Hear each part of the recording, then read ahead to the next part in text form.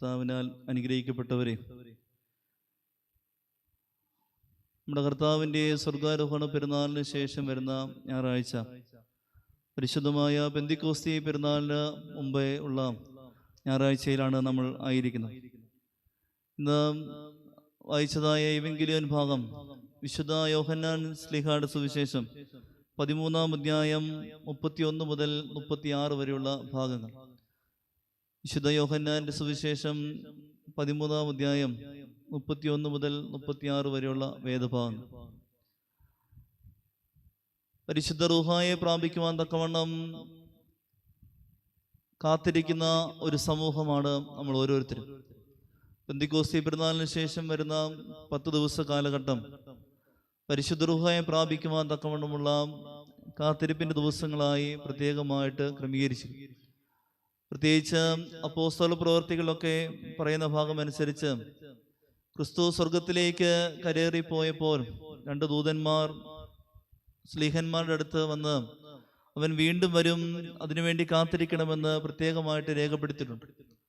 അതുപോലെ തന്നെ ക്രിസ്തു തൻ്റെ പരശുശ്രൂഷയുടെ സമയത്തൊക്കെ തന്നെ ശ്ലീഹന്മാരോട് പറഞ്ഞ ഒരു വസ്തുതയാണ്, ഞാൻ പോയതിനു ശേഷം മാത്രമേ ഉള്ളൂ ആശ്വാസദാതാവ് അല്ലെങ്കിൽ മറ്റൊരു കാര്യസ്ഥൻ നിങ്ങളുടെ ഇടയിലേക്ക് വരത്തുള്ളൂ എന്ന് പ്രത്യേകമായിട്ട് രേഖപ്പെടുത്തിയിട്ടുണ്ട്.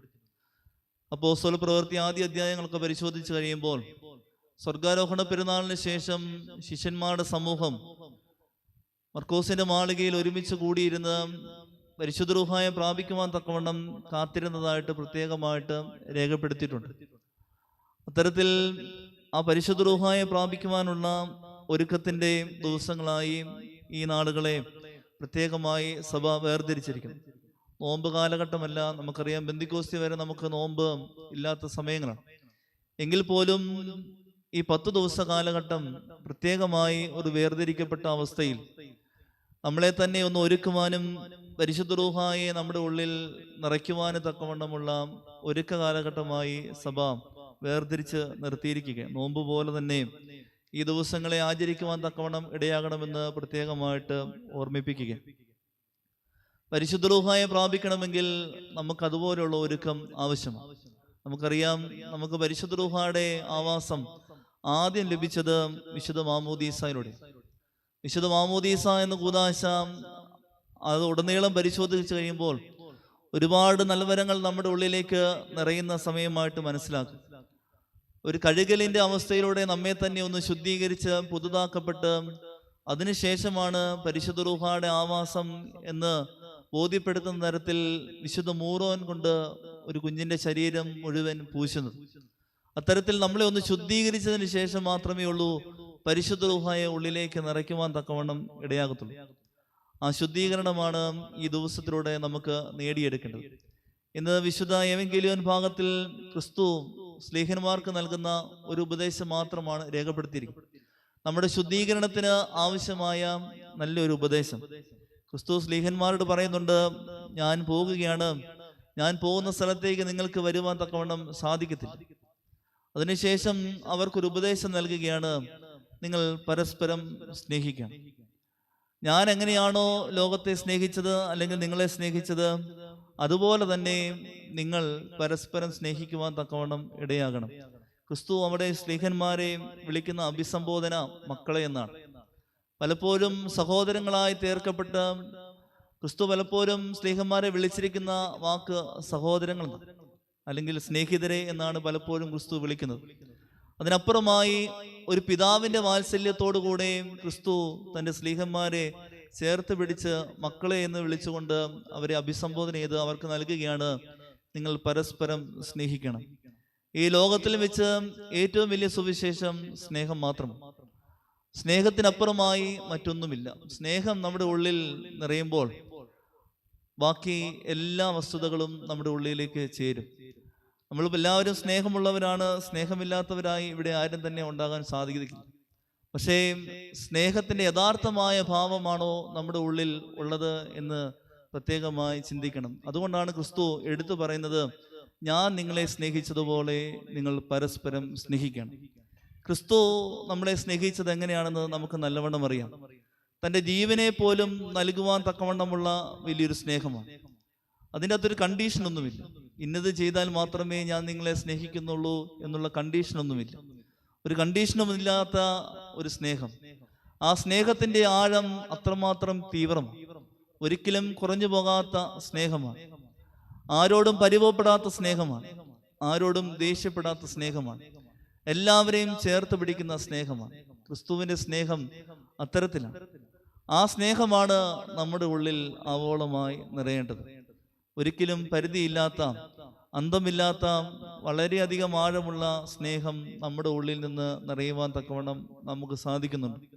നമ്മുടെ കൂടെയുള്ളവരെയും നമ്മുടെ ഒപ്പമുള്ളവരെയും നമ്മുടെ ചുറ്റുപാടുമുള്ളവരെയും ഒക്കെ ചേർത്ത് പിടിച്ച് അവരോടൊപ്പം ഈ ലോകയാത്രയിൽ നമുക്ക് ആയിരിക്കുവാൻ തക്കവണ്ണം കഴിയുന്നുണ്ടോ എന്ന് ചിന്തിക്കണം. ഈ സ്നേഹം നമ്മുടെ ഉള്ളിൽ ആവോളം നിറഞ്ഞു കഴിഞ്ഞാൽ ബാക്കിയൊക്കെ നമ്മുടെ ഉള്ളിലേക്ക് കടന്നു വന്നുകൊണ്ടേയിരിക്കും. പരിശുദ്ധനായ പാമ്പാടി തിരുമേനിയും പരിശുദ്ധനായ പരിമല തിരുമേനിയും ഒക്കെ ഇന്നും അറിയപ്പെടുവാൻ തക്കവണ്ണം ഇടയായത് അവരുടെ സ്നേഹം കൊണ്ടാണ്.